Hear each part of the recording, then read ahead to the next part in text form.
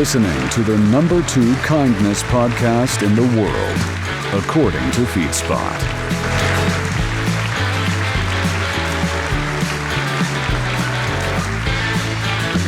Welcome to the Kindness Chronicles, where once again we hope to inject the world with a dose of the Minnesota kindness that it desperately needs. Back in the basement studio, Steve Brown is here. Hi, Steve. Hey, how are you? We've got Jeff Hoffman back there guys. on his drummer's chair. The magic Jeff Hoffman. Where all the magic happens. KG is working tonight at Canterbury Park, which I have a limited warranty story about that. But we do have a very special guest. I've been very excited about this for a while. Can we kill that music?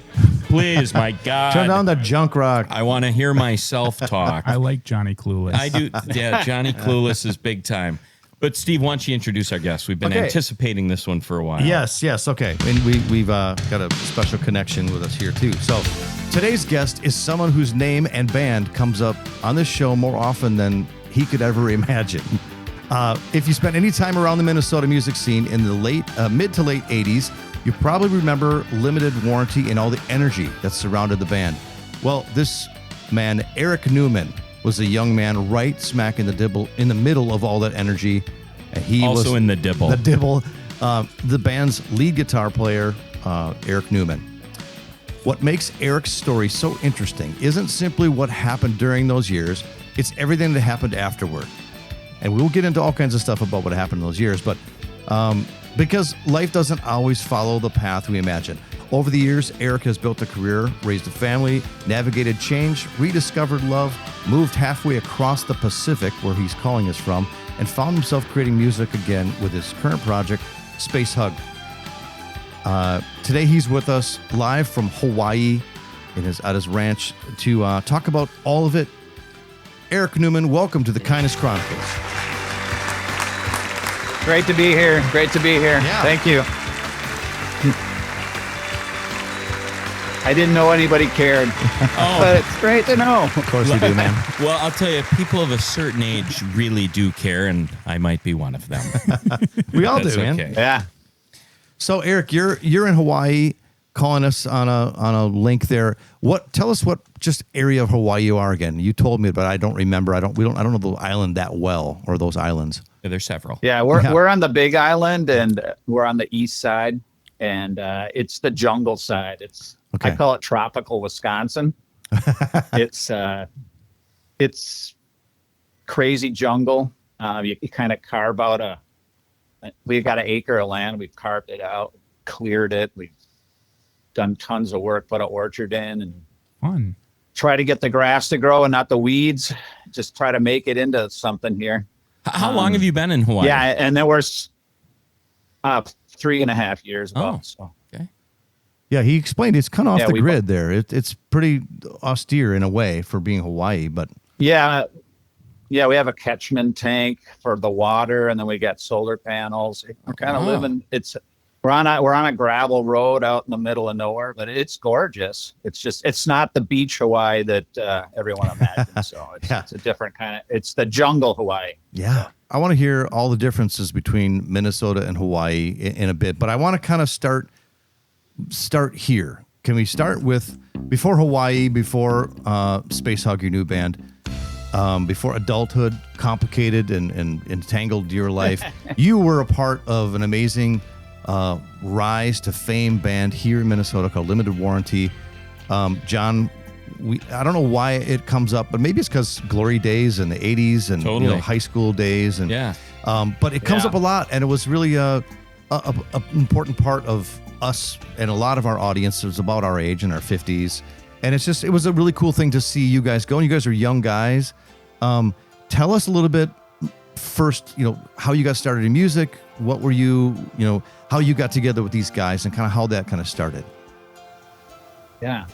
Well, when I was in 10th grade, I wanted to be a football player, but I weighed about 145 pounds. And I figured, hey, I'm not going to be able to do this because I was bouncing off guys. And I started playing guitar, and I fell in love with guitar, and I just woodshed it. And by my senior year, these guys from Lincoln High School in Bloomington, they asked me if I could be in their band. We were a cover band. And that was Jerry Brunskill, Paul Hartwig, Greg Soderbeer, three of the guys that went on to do Limited limited warranty. And so we were doing covers for a while, and then into college, we started doing it too. And then we were like, why don't we write our own music? So we started writing our own songs and got out, became an original band. And it was right at the time where the whole Minnesota music scene was exploding, and we kind of fell into it. So. And Erik, what high school did you go to? Bloomington Lincoln in Bloomington. Oh, you went to Lincoln as well. Okay, so you all went to Lincoln. Yeah. Lincoln no longer exists. Yeah, now it's Kennedy. No, right? it doesn't. No, you have Kennedy on one side of town, and then on the prestigious West Bloomington side, you have Jefferson.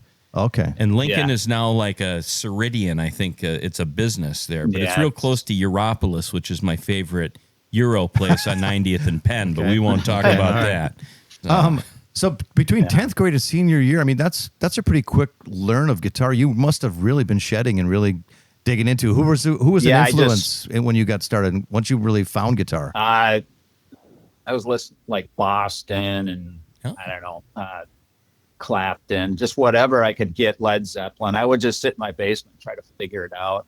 Took a few lessons, and I was like hand scrawling out solos and trying to figure out how to play. I didn't really know exactly I played trumpet in high school, so I knew music, but I didn't really know the guitar. I was just kind of like feeling it out, and reading the chord charts and stuff, and just I got good enough to be able to hear things on the radio and figure it out. So I was able to join that cover band in high school, and then we went on to become Limited Warranty later. So. And how did you find Dale? How did he make his way onto the team? Another football player? We had a couple other guys. No. We had a couple guys in the band before him, and then they ended up leaving for whatever reasons. And we were looking for a singer, guitar player, and this guy was doing sound for Sussman Lawrence. Dale is a sound engineer first, yeah. Great sound engineer. And we just became friends with him because we Limited Warranty used to open for Sussman Lawrence all the time. And we're like, he's like, yeah, I play guitar. And I'm like, well, you want to try out? And so he played guitar, and then, can you sing? And then he sang, or just like, dude, you sound like Daryl Hall. What's what's going on? And he really didn't have like the ego or the personality to like want to be a front guy, but we're like, you're the front guy. He's a technician that sings really well. That's cool. That's a cool combo. Well, it's kind of like you, Steve. Oh, yeah. I'm not a technician. Well, I can't even sing very well. Well, there is that. I just like to be up there. That's all. So yeah. May I have to take over this Okay, conversation. well, I want to talk about. Okay, we're going to do what you want to do. No. I just want to talk about. We have to mention in case anyone that's listening doesn't really know. Star Search was very important to this band. They're from Minneapolis, Minnesota. They're going for win number 4, and they're doing an original song. Let's hear Limited Warranty. How did you go from being a cover band to being an original band, finding Dale, and then what's the path to Star Search? That was fascinating to us in my neighborhood. Yeah. So we were playing in all the clubs. We're starting to get a little following, and these guys came and auditioned, and they're like, you want to join, come and audition for this thing called Star Search. And we're like, yeah. So we showed up I don't even know where it was. We just showed up and sang a song for him, played a tune for him or whatever. And then they called us back and said, you're going to be on the show. So we flew out to LA, stayed in the Hyatt. So we were having fun there. And we did the show, and we kept winning. And then eventually won the whole thing. You were up against a band called Jailbait, as I remember. You beat them. This is Jailbait. Yes, Jailbait. That was the name of the band? Wow. Yeah. I think Dale wore one of their wigs after we won the whole thing at the so post funny. party. Don't tell anybody. Well, speaking No, of yeah, Jailbait, they were from New Jersey. They were from New Jersey. They're all girl band. They were good, Okay. But speaking of Jailbait, the reason I discovered Limited Warranty is it was probably in 85, 86. Yep. A group of very attractive girls that we went to high school with started talking about this band Limited Warranty. And I figured, okay, I better figure out what this Limited Warranty is all about. And All the girls did seem to know about they them knew about before Limited anyone else Warranty. did.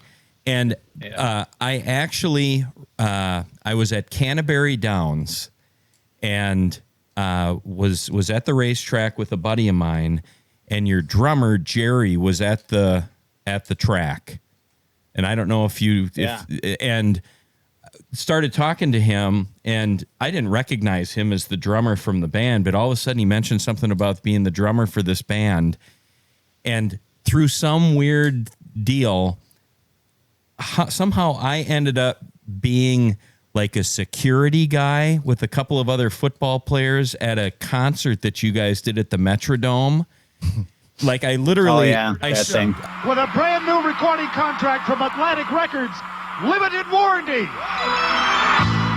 I stood in front of the stage. I've never been so hot in my life. And you were how old? 86, 17, Probably 18? 18. Yeah, so 18, okay. But it was nothing but jailbait. It was all young girls in this crowd, and it was like a paradise. And what I remember about Erik, and here's what I remember most about Erik Newman, the four other guys all had these mullets. They all had the mullet cooking, and you had sort of the opposite of that. You had the big pile of hair hanging down the front of your face. The big poodle. The poodle. The poodle do. And I thought, you got to have the poodle do. that guy, it was the coolest. I think you were up there like with the trench coat on or something. I'm like, he's got to be so hot with that big poodle hair.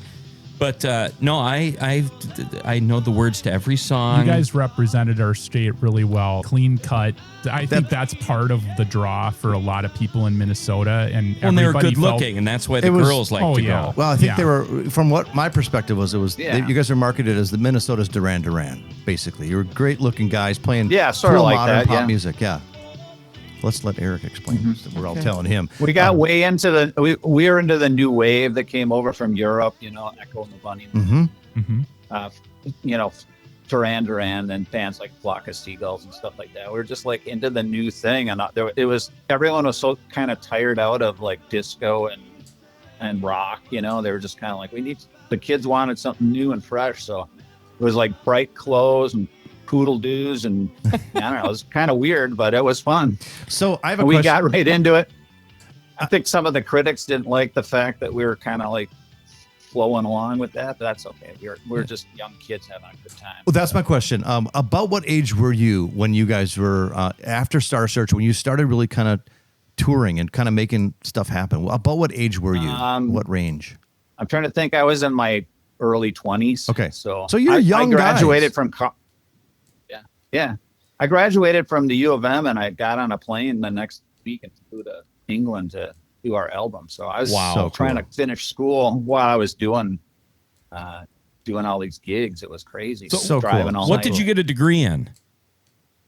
Broadcasting. Oh. You wouldn't know by how difficult it was to get this mic. That's funny, Erik. I have a TV production degree as well, so I was a TV production guy too, and didn't do really much with it, but that's what band guys do. Back in the day that I went, there was like an old nun that ran the thing, and it was like the soundboard had like huge pots, and toggle switches, like telecinis, which are like basically like an overhead thing you laid a piece of plastic on. It was pretty worthless. Technology was so outdated, but I was like, this degree will work. Yep.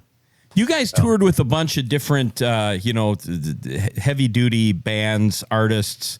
One of the things that from that era, tell us about that experience. And I always like to know, who are the nicest people, the kindest people that, quote unquote, famous folks that you encountered during that run? Yeah, well, we were lucky enough to get signed by Bill Graham, the famous Bill Graham out in San Francisco. Yeah. They just start sticking us on all these tours. We opened for Tom Petty, Tears for Fears. We toured with Eddie Money for like 2.5 months. We played with Tina Turner, the Beach Boys. Oh, wow. The Beach Boys gig. We did like this, one of those gigs where you're out in a field and they've got multiple sets of speakers set out at 100-yard increments. There was so many people. Yeah, relay. Yeah, the Tina private dancer tour with Tina Turner. Wow. These big, huge stadium gigs. No kidding. Terrifying. You're standing in front of your little monitor and you're hearing and the next guy's like 40 feet down the stage. You're just like, Yep. Wow. 15-minute sound checks, like, okay, that's it. Yep, we got time signal for dinner. Get off stage, yeah. So did you get to meet those people? Like Eddie, not a lot, just like a little bit of like handshaking. They're usually off in their own thing, and, like they'll bring you over to say hi to them. But we hung out with Eddie Money quite a bit. He was such a nice guy. He didn't seem to like have that wall built up between him and the opening act.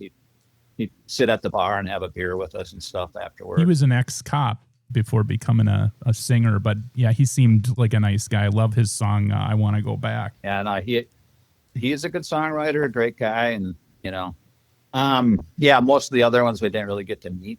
A lot of times they're just kind of, they shuffle you away from them. So you did meet Little Richard though in that hotel when you were at Star Search. Didn't he invite you into his room? Oh, yeah, it was a little bit funky actually. Like one of his friends or whatever came up to our room after we were partying, after we won up one of the Star Search things, and he's like, "You want to meet Little Richard?" And we're like, "Yeah." So he invited us to. It was like all dark and spooky in there. Oh, and Jesus! He had a picture of himself, and he was like, "Look, Prince stole my clothes," because he had like the same outfit Prince wore or something. And we're like, "Hi," and it got too spooky, so we left. But we did get to meet him anyways. I mean, it was dark. It was like dimly lit. It seemed kind of weird to me. So what was your take on this from you guys, 23-year-old guys? You weren't mega famous, but you were thrown into this world of promotion and huge, crowds, and you were being exposed to all kinds of great, opportunities. How did you guys handle that? How'd you deal with it?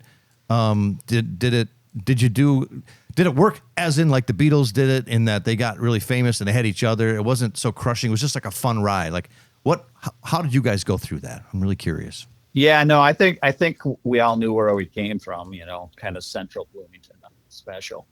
And kind of kept each other in check as far as egos goes. And we just it was like all kind of a dream. I mean, it was just like, wow, can't believe this has happened. But we worked so hard. I mean, we had I remember our studio wall, we had like all these rejection letters on it from all these record labels, because we're getting shopped and stuff after we won Star Search.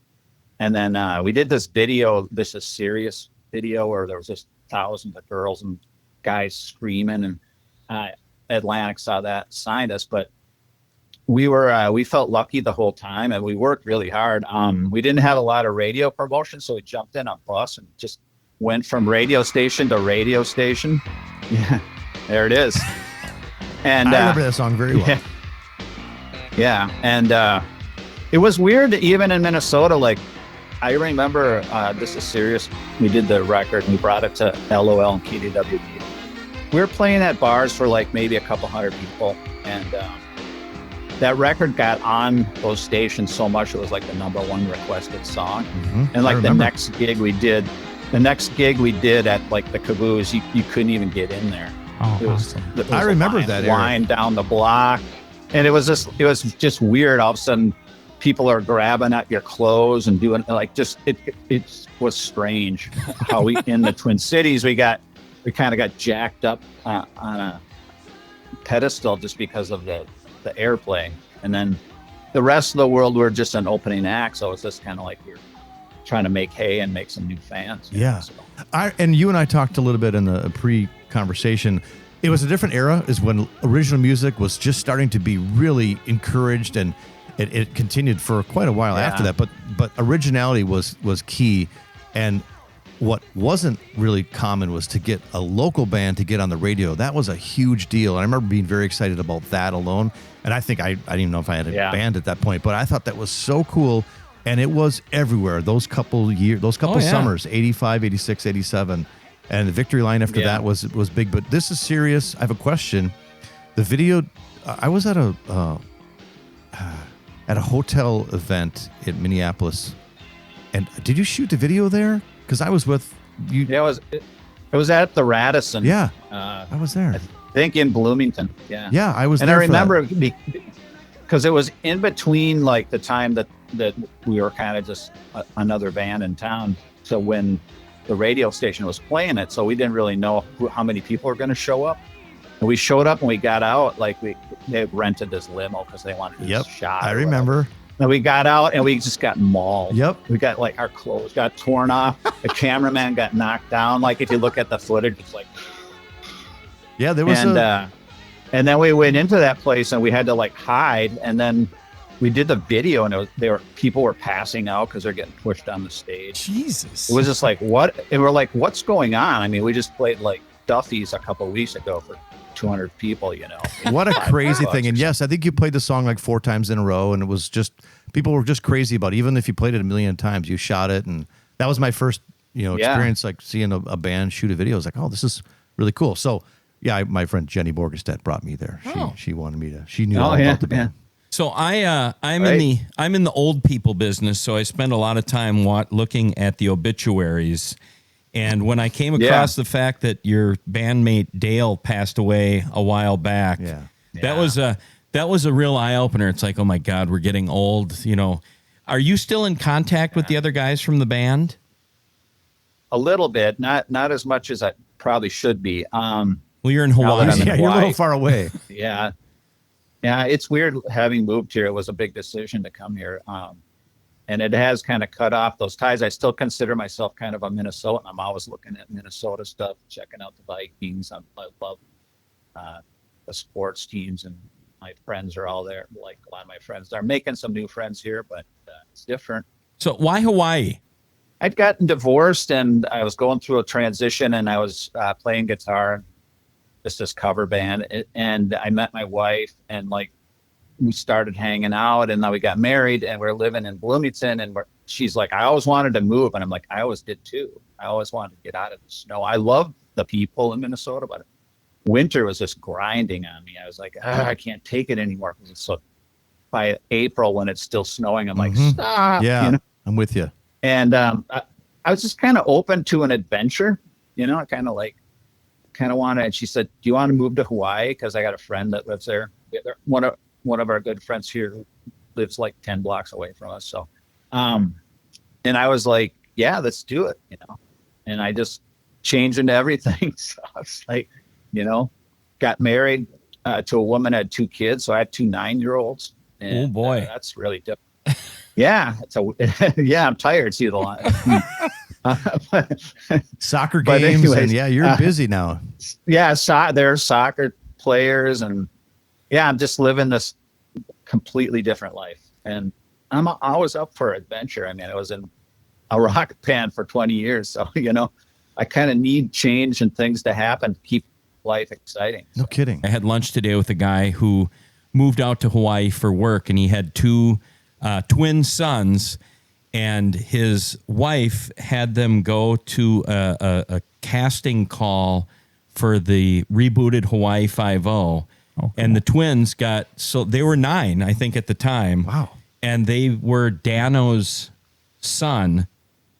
One was the guy that was on and the other guy would stood in with them. Yeah. And this kid's got an IMDb thing, and really? It was very cool. So enough about that. Well, I just thought, you got 9-year-olds, maybe if there's a casting call, you can put them to work in Hawaii. Before we get into Space Hog, I want to talk about that. So from limited warranty, what happened and the transition between that and your next band? And that's how I kind of entered into your world, how I found myself connected with you. So talk about that a little bit too.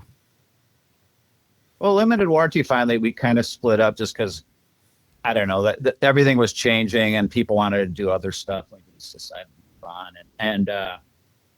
But I started Holiday Ranch. I ended up getting a publishing deal with Paramount Pictures. And that's how I met Steve.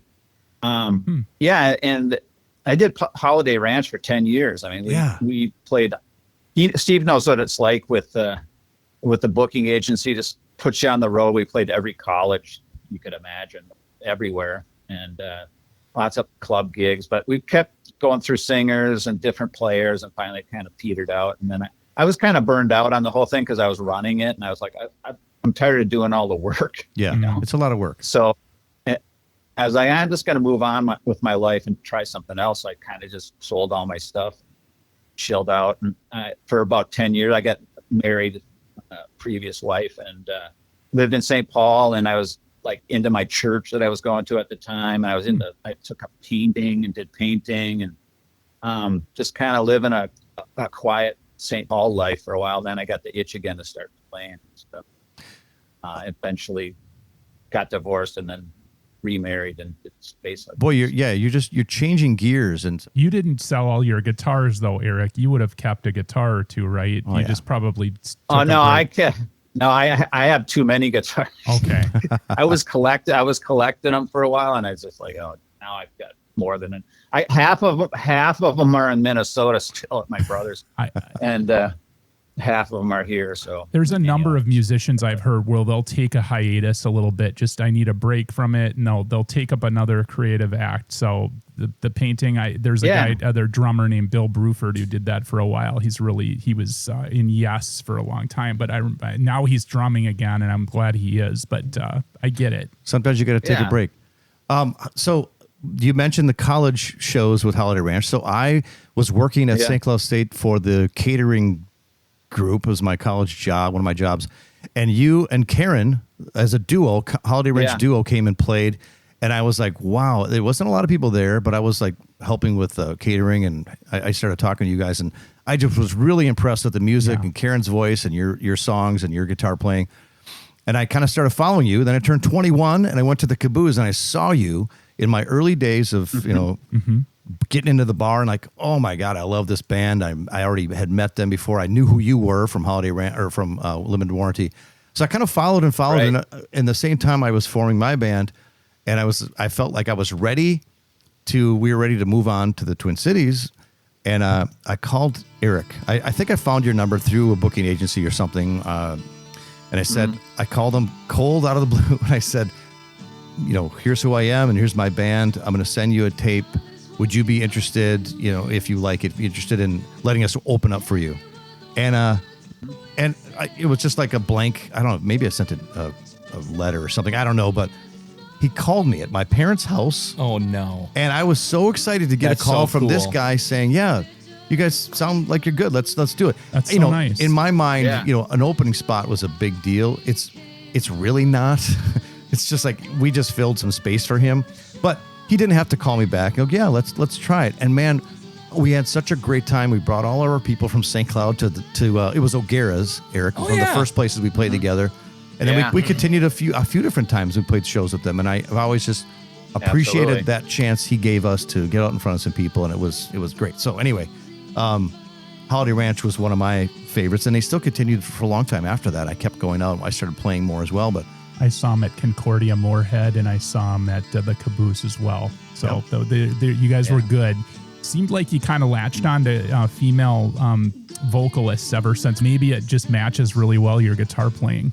I think lyrically, like I was writing kind of stuff that was introspective, and I thought, well, female voice might be better for that, just a female touch, to it or whatever. Yeah. So a little poetic. Yeah, and we had our close calls. I mean, we ended up we played at South by Southwest, and we had a showcase in New York, and we were really close to getting signed, and it didn't happen because Gorbachev came into town, and the guy that was supposed to come see us didn't come because he went to see Gorbachev. Oh no! Oh, it's such a ridiculous business. It's so ridiculous. Oh, I know. It's just there's so much talent out there. It's like in New York, we're seeing all these bands play, and it's like it's just flavor, whatever flavor they're looking for, I guess, or the song they hear or whatever. Right. And I just feel like it's such a celebration, and you got to just appreciate the chance that you guys your chance to get out there and open up for all these great bands and see the world with your Minnesota band, original music.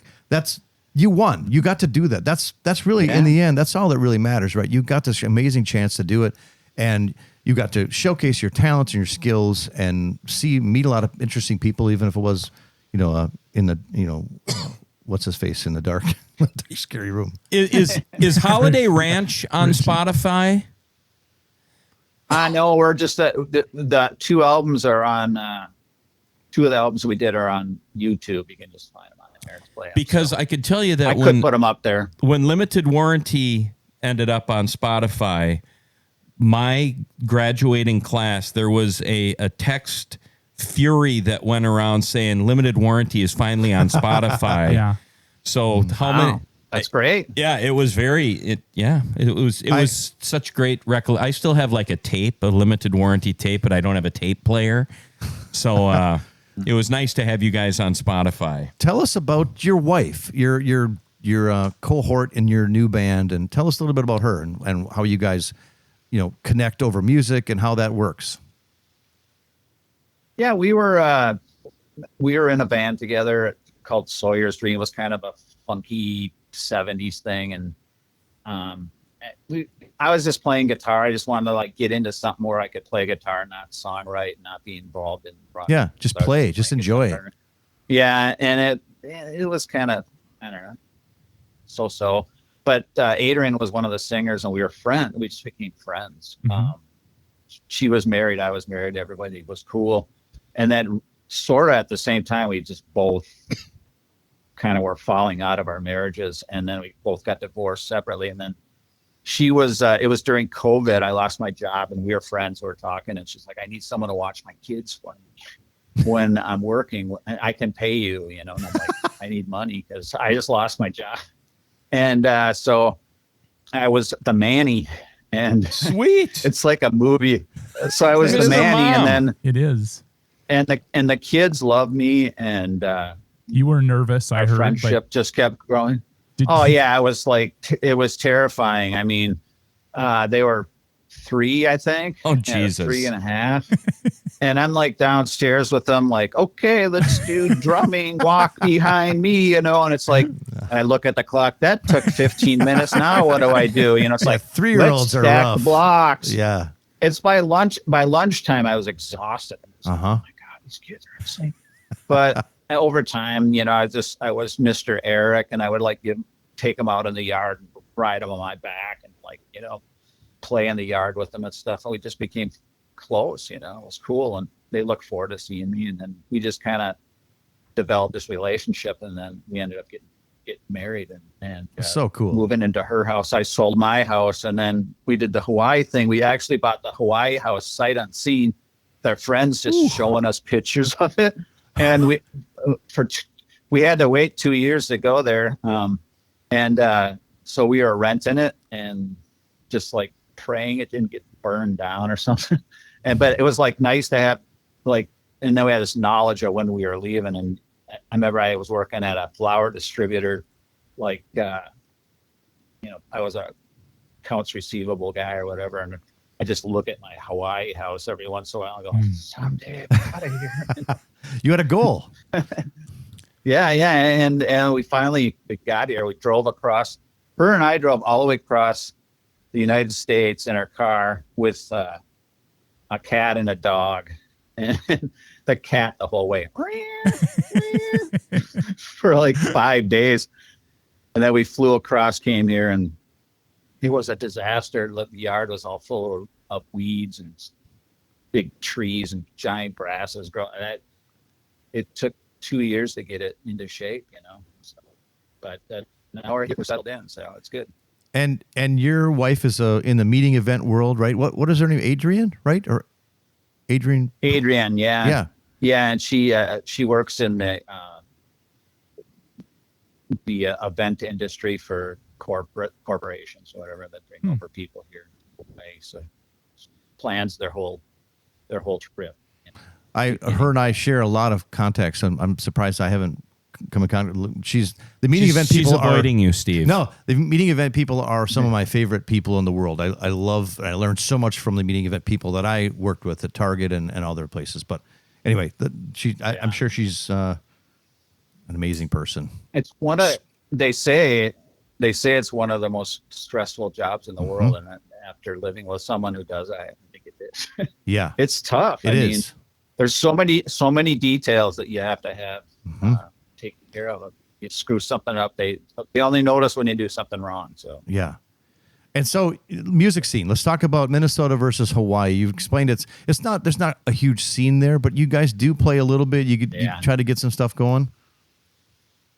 Yeah, no, we're not playing live at all. Okay. I don't know, the clubs here, I guess we could if we had more time, but it's not really a good club scene as far as original music goes. I feel like it's just it's more catered to tourists, so it's like cover bands. Yeah. And then the places that we would play would probably be over in Kona, which is on the far side of the island, and it's a long drive across. Like the middle of Hawaii, the Hawaii island is barren. Yeah. And there's literally nothing. There's no gas stations. There's nothing. It's like if your car broke down at 3:30 in the morning, you're stuck in the middle with goats all around you. Oh, Jesus. And then Hilo here, it's a nice town during the day, but it's a little rough at night. So Okay. I don't know. I really don't need to be at bars at 2 a.m. anymore at my age. I don't either. We just enjoy writing and recording is what we're doing. That's so, great. And it's just for the joy of it, and it's side things. And nothing good happens after midnight, Especially in Hawaii, maybe. and especially when you're a man of a certain age. That's for certain. No doubt about that. Yeah. So you've got 9-year-old, I'm assuming they're twins. Boy and a girl, yeah. Boy and a girl. Oh, my Max God. and Vera. How fun. Yeah. Yeah. So Mostly fun, sometimes terror. Well, give it a couple of years and there's a whole different level of fun. That's for certain. Yeah. They're soccer maestros, those kids. Oh, are they really? The kids are soccer. Oh, the island they're just nuts about soccer here. Everybody plays soccer. Like Saturday, there's like 10 fields filled with soccer teams all day long. And the kids are way into it. They practice 3 nights a week and games on Saturday. So it's like 4 nights a week of soccer. Wow. Well, it's World Cup fever, so now is a good time to be a soccer fan. In fact, real fun. Nirmana, the gal that was the au pair that lived with us for 7 years, she's from Bosnia, and it sounds like Bosnia will be playing the United States in the next round of in the knockout round. So she sent me a text and said, "Good luck. It's going to get competitive around Good here. luck, America." So see how that goes. So Erik, you have, you've really changed gears several times, and you've persevered. All these went from some crazy experiences at a young age, and it kind of set you up for all these different and new experiences you've had. And it sounds like you're really landing in a cool, unique challenge. You're a guy that looks like you're up for challenges. I mean, especially just being a dad of some 9-year-olds or 3-year-olds to 9-year-old. That's a lot of work right there. But if you were going to talk to 25-year-old Erik Newman, what would you? That was, that's obviously height of fame, Erik Newman. But what would you tell him now? What you've experienced now, what would you tell him about life and any bit of advice to the younger self? Yeah, I don't know. I would just tell him to enjoy what's the good things that happen to you. If you had the things like that, that's an amazing thing. And we did enjoy it. So, and then we did remember it. And we still share that bond, or we were a family for 2 years, that band. So it's important to live in the moment, be thankful for the good things that you have. And if life gets boring or you're not happy, then it's up to you to change it. You need to make changes, move to Hawaii, do something, find a way to live your life in a full way that you're happy. So I love it. And it takes courage to do that. So you bet. Kudos to you. And I'm so glad that we reconnected. This is so great. John, have you feeling good about finding these guys once again? Well, here's what I feel. Here's what I feel best about. I've got Erik's phone number now, and no, I'm teasing. You remember that one time? You can call me. That's fine, man. Feel free. If you want to chat, that's cool. Erik, cool. Jeff, the producer back here. I have always loved your playing. You clearly worked hard at it. I love the responses that you were giving at the state fair. Erik, let's start with you. You're pretty much the leader of these guys. How did you go from being just a bunch of guys playing music to being a serious professional group? Well, first of all, none of us are really a leader. We're all a democracy. And I think that's the strength of our group, is that we're all really close friends. I thought it was funny how some of the girls that stood up got super nervous. Who wants to jump in here? You were telling me you had a question, didn't you? I forgot it. You forgot your question. Jerry, how did you get Go ahead, spit that right out there. Don't worry about this. I talked to them. They're nice guys. You don't need to be nervous. Jerry, how did you get the ideas right? You did tell me something. But you guys were always really gracious and nice to them. So it was just I felt really good about all of you guys and being ambassadors of our state. So on behalf of I think a lot of the fans in Minnesota, I speak for them. And that's probably why your music is still popular today and why people are excited that it's on Spotify. Thanks. I appreciate that a lot. Yeah, we never took our fans for granted. We knew that they were the reason that we were having success. You know? I have one last hair related question. Okay. What kind? There was clearly a lot of product being used in the hair. What would you guys do your hair together, or would you all come out and surprise each other? We all trying to outdo each other. Well, Dale, I always aspired to have Dale's hair because I wasn't cool enough to go with the poodle. But I sincerely, and then Jerry, he let his go a little long, and but I'm only half kidding. Would you guys No, the hair was a big deal back then. So it's like we all went to the same gal who cut our hair, and I just remember people would be like, I'm gonna try putting a purple stripe in my hair, and then they do it and be like, oh no, go back and get it fixed, and and I think everyone had their own hair products though. Okay, mine was Humectress. Humectress, absolutely. Yes, it's a natural conditioner. I don't know if they make it anymore, but it worked good. It got the curls and the hair was just an extension of your personality. You were trying to. It's a signature. It's your signature. That's what was big in the 80s. I did the same thing. I swear to God, the 80s. I used Humectress in my hair. Yeah, 80s was about fashion. Yeah, and the hair. Yeah, it was. Yeah, just making a statement. So, and you guys really did. It was what a great well said, Jeff. It's exactly how I feel too. And they're making positive music now. I watched this music video, taking a walk with their dog George, and they're on whatever bridge, but they're all in bright colors, and it's just that I miss that from. They're having 80s. A great time. Yep. Yeah. Well, this is now. Yeah. They just did that. Yeah, I know. But it's sort of they're bringing that back. Yes. That positivity. Bringing the 80s back, man. That's right. Absolutely. It's got to be done. A great decade. Yeah. Well, we've taken a lot of your time. We really appreciate it. Erik, best of luck to you. Let's stay in touch, and we'd love to hear Space Hug, anything you got.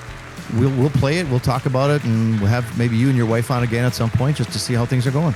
Absolutely. Appreciate it so much. Yeah, well, you can hear our stuff on Spotify, Space Hug. Okay. You might get Space Hog if you're careful. Not careful, though. Uh-oh. Yeah. So. All right. Thank you, Erik. Have a good one. Thank you very much. Thank you. Best of luck. Good to see you guys. Excited to have your phone number. For your weekly dose of positive propaganda, subscribe on YouTube and wherever fine podcasts are found.